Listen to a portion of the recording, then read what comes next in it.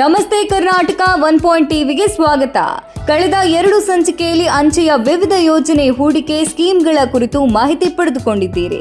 ಇನ್ನು ಮುಂದುವರೆದ ಭಾಗವಾಗಿ ಈ ಸಂಚಿಕೆಯಲ್ಲಿ ಉಳಿದ ಹೂಡಿಕೆ ಯೋಜನೆಗಳ ಕುರಿತು ಮಾಹಿತಿ ಇಲ್ಲಿದೆ. ಇನ್ನು 7ನೇದಾಗಿ ಪಬ್ಲಿಕ್ ಪ್ರಾವಿಡೆಂಟ್ ಫಂಡ್ ಸಾರ್ವಜನಿಕ ಭವಿಷ್ಯ ನಿಧಿ PPF 15 ವರ್ಷಗಳ ಅವಧಿಗೆ ದೀರ್ಘಾವಧಿಯ ಹೂಡಿಕೆಯಾಗಿದ್ದು ಪ್ರಸ್ತುತ ಇದನ್ನ ವಾರ್ಷಿಕ 7.1% ಬಡ್ಡಿ ದರದಲ್ಲಿ ನೀಡಲಾಗುತ್ತೆ. ಈ ಯೋಜನೆಯಡಿಯಲ್ಲಿ ಗರಿಷ್ಠ ಮೊತ್ತವು ಒಂದು ಹಣಕಾಸು ವರ್ಷದಲ್ಲಿ 1,50,000 ರೂಪಾಯಿ ಆಗಿದೆ. ಇದಲ್ಲದೆ ಠೇವಣಿಯು ಆದಾಯ ತೆರಿಗೆ ಕಾಯ್ದೆಯ ಸೆಕ್ಷನ್ 80C ಅಡಿಯಲ್ಲಿ ಆದಾಯದ ಕಡಿತಕ್ಕೆ ಅರ್ಹವಾಗಿದೆ. PPF ಖಾತೆ ತೆರೆಯಲು ಕನಿಷ್ಠ ಅಥವಾ ಗರಿಷ್ಠ ವಯಸ್ಸಿನ ಮಿತಿ ಇಲ್ಲ. ಒಂದು ಹಣಕಾಸು ವರ್ಷದಲ್ಲಿ ಕನಿಷ್ಠ 500 ರೂಪಾಯಿಗಳಿಂದ ಗರಿಷ್ಠ 1.5 ಲಕ್ಷ ರೂಪಾಯಿಗಳವರೆಗೆ ಹೂಡಿಕೆಗಳನ್ನು ಅನುಮತಿಸಲಾಗಿದೆ. ಹೂಡಿಕೆಗಳನ್ನು ಒಂದೇ ಮೊತ್ತ ಅಥವಾ ಕಂತುಗಳಲ್ಲಿ ಮಾಡಬಹುದು. PPF ಖಾತೆಯನ್ನ ಒಂದೇ ಹೋಲ್ಡಿಂಗ್ ರೂಪದಲ್ಲಿ ಮಾತ್ರ ತೆರೆಯಬಹುದು. 15 ವರ್ಷಗಳ ಅವಧಿಯನ್ನ ಪೂರ್ಣಗೊಳಿಸಿದ ನಂತರ ಮೆಚುರಿಟಿ ಅವಧಿಯನ್ನ ಇನ್ನು 5 ವರ್ಷಗಳವರೆಗೆ ವಿಸ್ತರಿಸಬಹುದು. ಈ ಖಾತೆ ತೆರೆದ 5 ವರ್ಷಗಳ ನಂತರ ಮತ್ತು ಗಂಭೀರ ಕಾಯಿಲೆಗಳು ಅಥವಾ ಉನ್ನತ ಶಿಕ್ಷಣಕ್ಕೆ ಮಾತ್ರ ಅಕಾಲಿಕ ಮುಕ್ತಾಯ ಸೌಲಭ್ಯವನ್ನು ನೀಡಲಾಗುತ್ತೆ. ಹೂಡಿಕೆದಾರರು ಖಾತೆ ತೆರೆದ 2ನೇ ಹಣಕಾಸು ವರ್ಷದಿಂದ 5ನೇ ವರ್ಷದವರೆಗೆ ಸಾಲ ಸೌಲಭ್ಯವನ್ನು ಪಡೆಯಬಹುದು. ಇದರ ಬಡ್ಡಿಯ ಸಂಪೂರ್ಣವಾಗಿ ತೆರಿಗೆ ಮುಕ್ತವಾಗುತ್ತೆ. ಆದರೂ ಆದಾಯ ತೆರಿಗೆ ರಿಟರ್ನ್ನಲ್ಲಿ PPF ಬಡ್ಡಿಯನ್ನ ವರದಿ ಮಾಡಬೇಕಾಗುತ್ತೆ.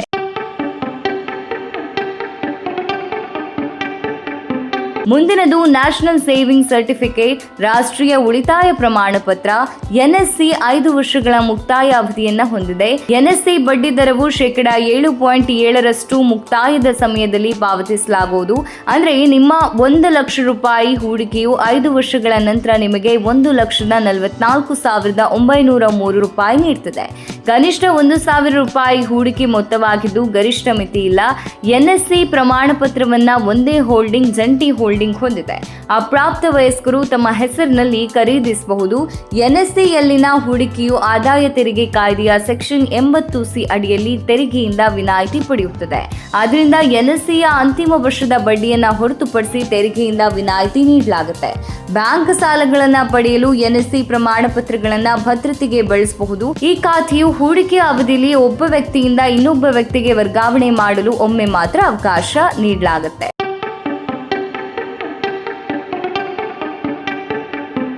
ಕೊನೆಯದಾಗಿ ಸುಕನ್ಯಾ ಸಮೃದ್ಧಿ ಯೋಜನೆ. ಇದು ವಿಶೇಷವಾಗಿ ಹೆಣ್ಣು ಮಗುವಿನ ಪ್ರಯೋಜನಕ್ಕೆಂದು ಪರಿಚಯಿಸಲಾದ ಯೋಜನೆಯಾಗಿದೆ. ಇದು ಪ್ರಸ್ತುತ ವಾರ್ಷಿಕವಾಗಿ 8.2% ಆಕರ್ಷಕವಾದ ಬಡ್ಡಿ ದರವನ್ನ ನೀಡುತ್ತದೆ.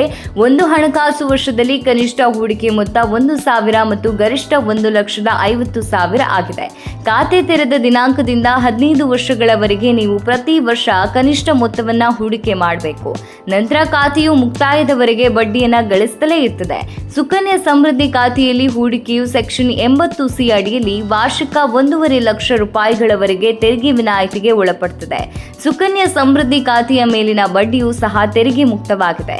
ಖಾತೆ ತೆರೆದ ದಿನಾಂಕದಿಂದ 21 ವರ್ಷಗಳು ಪೂರ್ಣಗೊಂಡ ನಂತರ ಅಥವಾ 18 ವರ್ಷ ತುಂಬಿದ ನಂತರ ಹೆಣ್ಣು ಮಗುವಿನ ಮದುವೆಯ ನಂತರ ಹೂಡಿಕೆಯು ಹಿಂಪಡೆಯಲು ಅನುಮತಿ ನೀಡುತ್ತದೆ. ಹೆಣ್ಣು ಮಗುವು NRI ಆಗಿದ್ರೆ ಅಥವಾ ಅವಳ ಭಾರತೀಯ ಪೌರತ್ವವನ್ನ ಕಳೆದುಕೊಂಡ್ರೆ ಖಾತೆಯನ್ನ ಮುಚ್ಚಬೇಕಾಗತ್ತೆ. ಸುಕನ್ಯಾ ಸಮೃದ್ಧಿ ಖಾತೆಯನ್ನ ಹೆಣ್ಣು ಮಗುವಿನ ಹೆಸರಿನಲ್ಲಿ ಆಕೆಯ ಪೋಷಕರು ಮಾತ್ರ ತೆರೆಯಬಹುದು. ಖಾತೆ ತೆರೆಯುವ ದಿನಾಂಕದಂದು ಹುಡುಗಿಯ ವಯಸ್ಸು 10 ವರ್ಷ ಅಥವಾ ಅದಕ್ಕಿಂತ ಕಡಿಮೆ ಇರಬೇಕು. ಒಂದು ಹೆಣ್ಣು ಮಗುವಿನ ಹೆಸರಿನಲ್ಲಿ ಬಹು ಖಾತೆಗಳನ್ನ ತೆರೆಯಲು ಸಾಧ್ಯ ಇಲ್ಲ. ಒಬ್ಬ ಪೋಷಕರು 2 ವಿಭಿನ್ನ ಹೆಣ್ಣು ಮಕ್ಕಳ ಹೆಸರಿನಲ್ಲಿ ಗರಿಷ್ಠ 2 ಖಾತೆಗಳನ್ನ ತೆರೆಯಬಹುದು. ಒಂದು ಹಣಕಾಸು ವರ್ಷದಲ್ಲಿ ಕನಿಷ್ಠ ಮೊತ್ತವನ್ನ ಠೇವಣಿ ಮಾಡದಿದ್ರೆ 50 ರೂಪಾಯಿಗಳ ದಂಡ ವಿಧಿಸಲಾಗುತ್ತೆ. ಮದುವೆ ಅಥವಾ ಉನ್ನತ ಶಿಕ್ಷಣದ ಉದ್ದೇಶಕ್ಕಾಗಿ 18 ವರ್ಷ ವಯಸ್ಸನ್ನ ತಲುಪಿದ ನಂತರ ಮಾತ್ರ ಹೆಣ್ಣು ಮಗು ಅಕಾಲಿಕವಾಗಿ ಮುಚ್ಚಬಹುದು. ಪೋಷಕರು ಹೂಡಿಕೆ ಮಾಡಿದ ಮೊತ್ತಕ್ಕೆ ಆದಾಯ ತೆರಿಗೆ ಕಾಯ್ದೆಯ ಸೆಕ್ಷನ್ 80C ಅಡಿಯಲ್ಲಿ ತೆರಿಗೆ ಪ್ರಯೋಜನವನ್ನು ಪಡೆಯಬಹುದು. SSY ಯೋಜನೆಯು ವಿಶೇಷವಾಗಿ ಗ್ರಾಮೀಣ ಭಾರತದಲ್ಲಿ ಹೆಚ್ಚಿನ ಜನಪ್ರಿಯತೆಯನ್ನ ಗಳಿಸಿದೆ. ದೇಶದ ಮುಂದಿನ ಪೀಳಿಗೆಯ ಮಹಿಳೆಯರಿಗೆ ಆರ್ಥಿಕ ಭದ್ರತೆಯನ್ನ ಒದಗಿಸಲು ಇದು ಉತ್ತಮ ಮಾರ್ಗವಾಗಿದೆ.